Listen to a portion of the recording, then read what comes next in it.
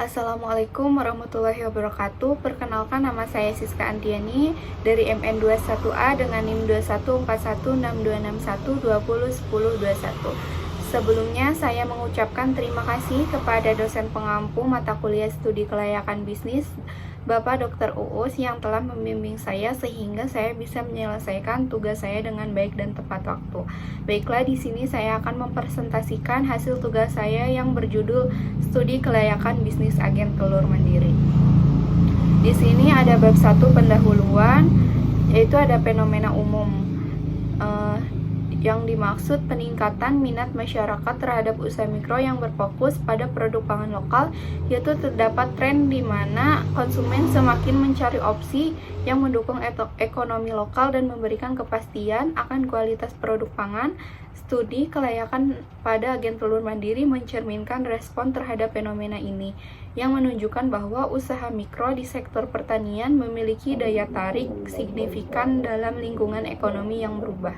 Fenomena khusus yaitu mencerminkan upaya mikroentrepreneur untuk memenuhi kebutuhan lokal dan produk pangan. Artinya, fenomena ini mencerminkan dorongan untuk mendukung usaha kecil di sektor pertanian dan mempromosikan ketahanan pangan lokal di komunitas. Studi kelayakan menjadi instrumen penting untuk memahami dan merespon dinamika khusus yang terkait dengan fenomena ini. Untuk masalahnya yaitu ada pasokan telur lokal dan keberlanjutan usaha. Maksud dari pasokan telur yaitu bagaimana agen telur mandiri dapat menjadi solusi terhadap masalah pasokan telur lokal dengan memberikan alternatif lokal yang lebih terjangkau dan mudah diakses. Dan keberlanjutan usaha yaitu apakah agen telur mandiri dapat menjaga keberlanjutan operasionalnya dalam jangka waktu yang panjang. Tujuan yaitu evaluasi kelayakan finansial, menganalisis apakah agen telur mandiri dapat mencapai keberlanjutan finansial dengan mempertimbangkan investasi awal, biaya operasional, dan potensi pendapatan.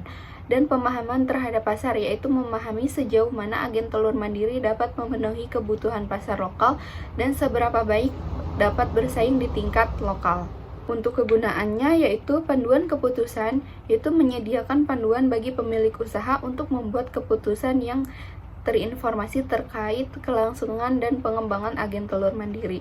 Dan rencana pengembangan memberikan dasar untuk merancang rencana pengembangan usaha dengan memahami aspek-aspek kritis yang mempengaruhi keberhasilan agen telur mandiri. Dengan mengatasi masalah-masalah ini dan mencapai tujuan tersebut, studi kelayakan dapat memberikan pandangan yang komprehensif tentang potensi bisnis agen telur mandiri. Bab 2, kajian aspek legal, yaitu dengan nama perusahaan toko agen telur mandiri yang beralamat di Jalan Irigasi Sukajadi, Karawang Timur, Kabupaten Karawang, Jawa Barat, ID 41366, dan logo seperti ini menggambarkan telur dan ada tulisan merek usahanya, Mandiri dengan akte notaris nomor 8271 Safitri SH.MH. Izin usaha dengan tanda daftar perusahaan 440527466594, nomor induk berusahanya nomor 21907102131610. Surat izin usaha perdagangan dengan nomor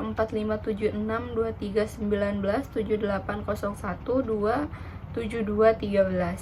Surat keterangan domisili usaha yaitu 2054.137.801. NPWP atau nomor pokok wajib pajak dengan nomor 063547197030000. Untuk struktur modal usahanya ada modal dasar sebesar 1 miliar, modal ditempatkan 1 miliar, dan modal disetor sebesar 800 juta. Untuk struktur organisasinya yang pertama ada pemegang saham, komisaris, direktur, pemilik kepala toko, bagian keuangan, produksi, bagian persediaan, bagian admin media sosial, pelayan, dan kasir.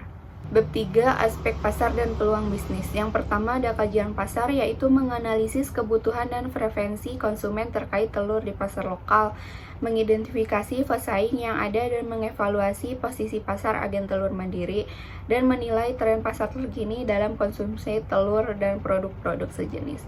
Kedua ada potensi pasar. dengan calon konsumen yang pertama ada individu rumah tangga, restoran dan kafe, pasar grosir dan distributor, pembuatan kue dan roti, yang terakhir ada masyarakat sekitar. Dengan keseluruhan jumlahnya yaitu sekitar 197.700. Untuk peluang pasarnya yaitu kenaikan permintaan telur sehat, permintaan telur organik, telur bebas kandang atau telur ayam kampung terus meningkat karena konsumen semakin peduli akan makanan yang sehat.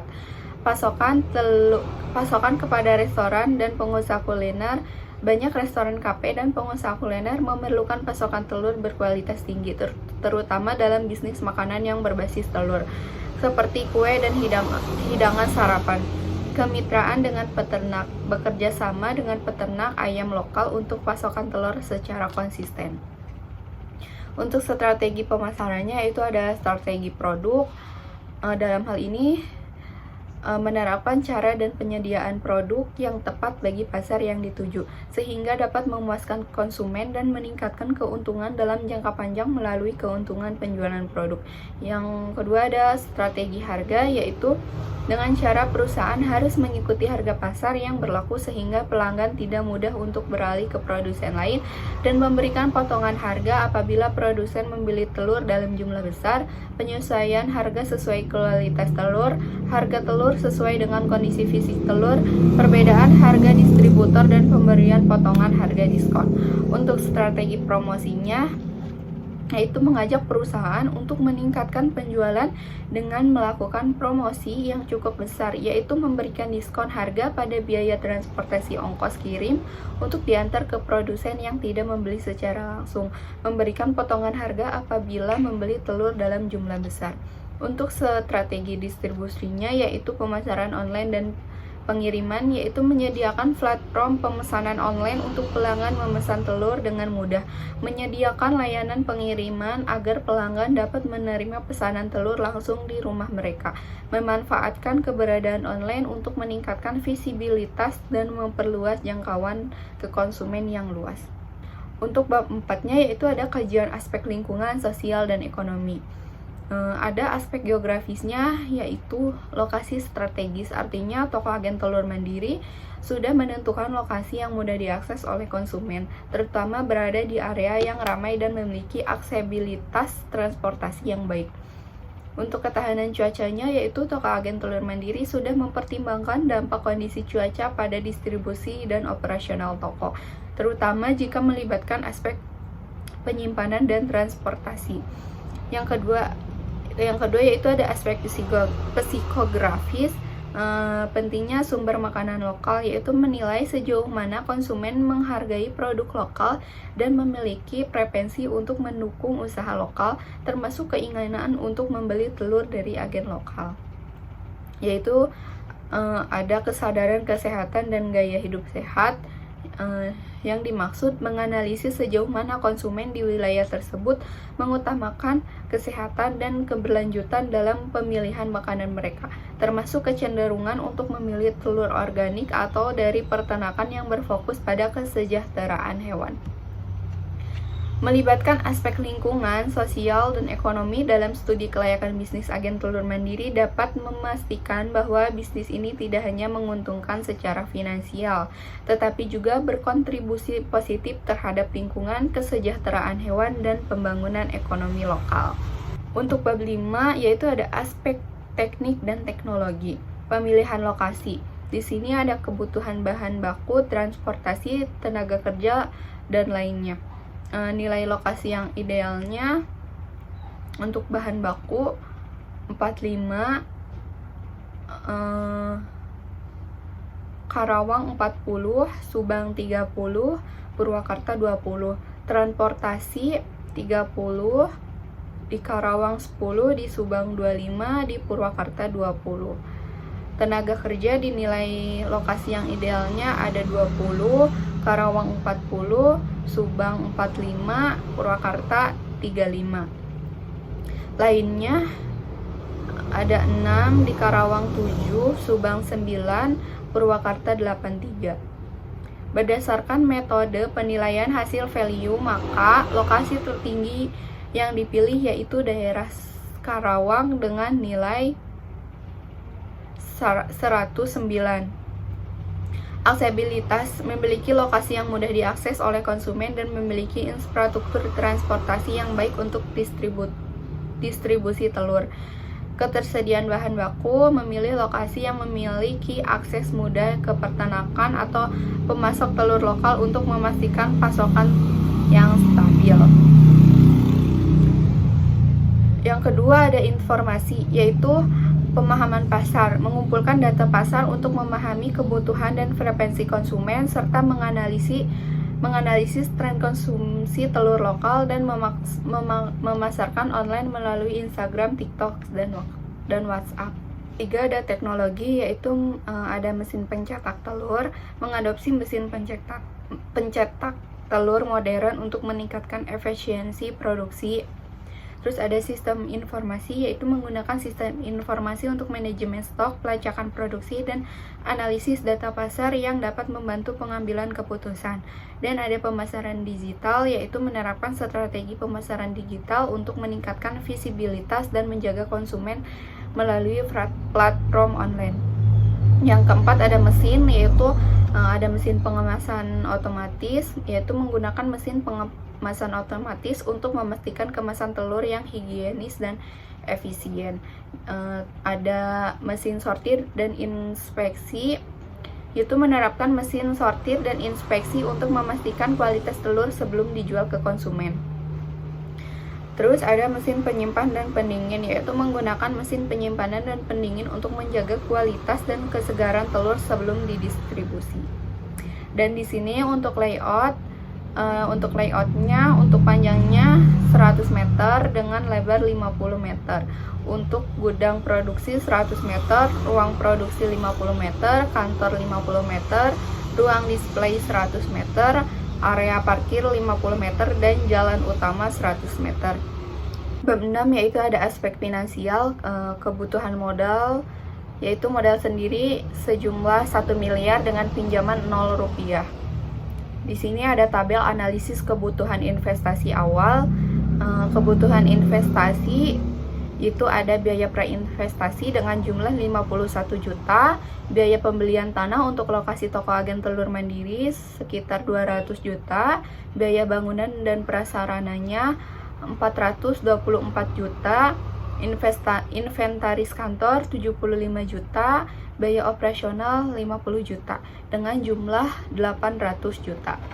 Untuk tabel cash flow-nya yaitu tahun 2024, 2025, 2026, 2027, dan 2028.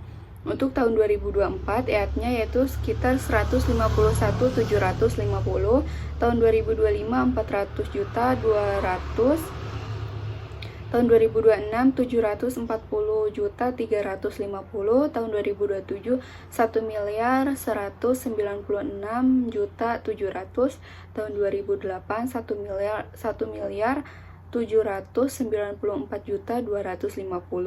Untuk penyusutannya dari tahun 2024 sampai tahun 2028 yaitu sekitar 120 juta. Untuk kas bersihnya tahun 2024 yaitu 31.750, tahun 2025 280 juta 200, tahun 2026 620 juta 350, tahun 2027 1 miliar 76 juta 700, tahun 2028 1 miliar 674 juta 250. Untuk F 20%-nya yaitu tahun 2024 0,833, tahun 2025 0,694, tahun 2026 0,579, tahun 2027 0,482, tahun 2028 0,402. Untuk kas bersihnya tahun 2024 yaitu 26 juta 44 juta 750. Untuk tahun 2025 yaitu 194 juta 458.800. Untuk tahun 2026-nya 359 juta 182.650. Tahun 2027 518 juta 969.400. Tahun 2028 673 juta 48.500. Untuk total EAT-nya dengan jumlah 4.283.250. Untuk total kas bersihnya sekitar 1.772.107.100. Untuk payback periodnya yaitu kas bersih setiap tahun tidak sama, PP dihitung per tahun. Total investasi C tabel 1 sama dengan 400 juta, kas bersih tahun 1 sama dengan 31.750.000, min saldo investasi sama dengan 368.250. Kas bersih tahun 2 sama dengan 280.200.000, saldo investasi sama dengan 88.050.000. Kas bersih tahun 3 sama dengan 620.350. Karena total kas bersih tahun ketiga lebih besar dari tahun ketiga, sama dengan 88.050.000 per 620.350 dikali 12 bulan sama dengan 1,7 dibulatkan menjadi 2 bulan. Kesimpulannya, PP sama dengan 2 tahun 2 bulan. Kalau rata-rata industri 3 tahun karena PP industri sama dengan 3 tahun, PP perusahaan, PP industri yaitu pengembalian modal lebih cepat. Untuk average rate of return-nya atau ARR yaitu EAT selama 5 tahun, A sama dengan 4.283.250, umur ekonomis 5 tahun, B sama dengan 5, rata-rata EAT C sama dengan A per B sama dengan 96.650, nilai investasi D sama dengan 400 juta, rata-rata investasi E sama dengan D per 5 sama dengan 800 juta, ARR sama dengan C per E 100 sama dengan 535,41%. Untuk net present value atau NPV, yaitu NPV sama dengan total PV kas bersih min by investasi. Total VP kas bersih tabel 2 sama dengan 1.772.107.100. Total investasi sama dengan 400 juta. NPV A min B sama dengan 1.372.107.100. Positif sama dengan untung. Untuk internal rate of return yaitu atau IRR, untuk di tabelnya untuk kas bersihnya min 400, DF 30%-nya min 400, untuk kas bersih 31.750.000, DF 20%-nya 0,833, kas bersihnya 26.447.750. Untuk DF 30%-nya 0,769, kas bersihnya 24.415.750. Untuk kas bersih 248.450 dengan DF 20% 0,694, kas bersihnya 172.424.300. Untuk DF 30% 0,592, untuk kas bersihnya 147.082.400.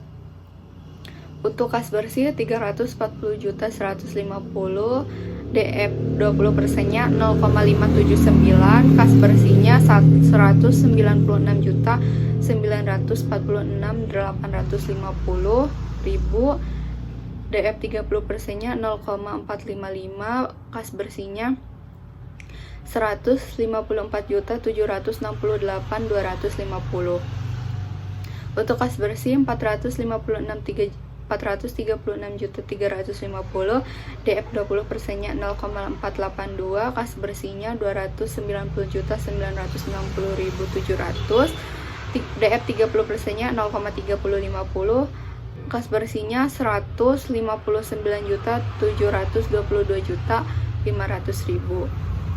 Untuk kas bersihnya 597.550.000 dengan DF 20% 0,402, kas bersihnya 240.250.000, 240.215.100. Untuk DF 30%-nya 0,269, kas bersihnya 160.740.950. Dengan total PVF kas bersih yaitu 455.994.700 dan jumlah PV kas bersih 246.729.850. IRR sama dengan 20%, 1.372.107.100 per 1.372.107.100 min 246.729.850. 10% sama dengan 0,13. Bunga awal 12%, total sama dengan 20,13% final. Profitability Index atau PI-nya, untuk PI sama dengan total PV of proceed per investasi. Total PV of proceed A sama dengan 1.772.107.100. Total investasi B sama dengan 400 juta. PI sama dengan A per B sama dengan 2.431 kali. Untuk rekapitulasinya, yaitu ada kriteria untuk payback periodenya, untuk hasilnya 2 tahun 2 bulan, STD industrinya 3 tahun, keterangannya baik, kesimpulannya layak.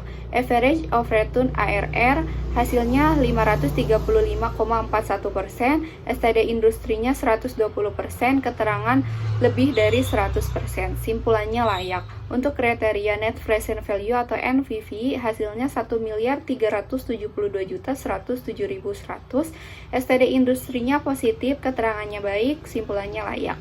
Kriteria IRR, hasilnya 20,13%, STD industrinya 30%, keterangannya lebih baik, simpulannya layak.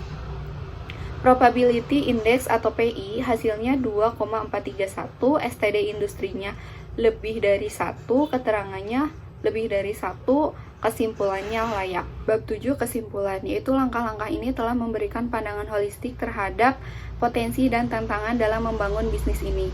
Pemilihan lokasi dengan hati-hati, pemahaman mendalam terkait pasar dan konsumen, serta penerapan teknologi dan mesin yang tepat menjadi kunci keberhasilan dalam merancang operasional agen telur mandiri. Strategi pemasaran yang dilakukan oleh toko agen telur telah sesuai dengan kondisi masyarakat di Karawang. Agen telur mandiri juga melakukan pemasaran lewat brosur yang tersebar di tempat-tempat tertentu. Usaha agen telur mandiri ini tidak menimbulkan pencemaran lingkungan. Toko agen telur mandiri juga telah dilengkapi CCTV yang berguna untuk memantau situasi pada toko. Untuk slide selanjutnya dan daftar pustaka. Terima kasih telah mengikuti presentasi ini mengenai studi kelayakan bisnis agen telur mandiri. Dalam merangkai potensi bisnis ini, kami telah membahas berbagai aspek, mulai dari aspek lokasi hingga strategi distribusi, dengan tujuan untuk menciptakan bisnis yang berkelanjutan dan sukses. Assalamualaikum warahmatullahi wabarakatuh, dan sampai jumpa pada kesempatan berikutnya. Terima kasih.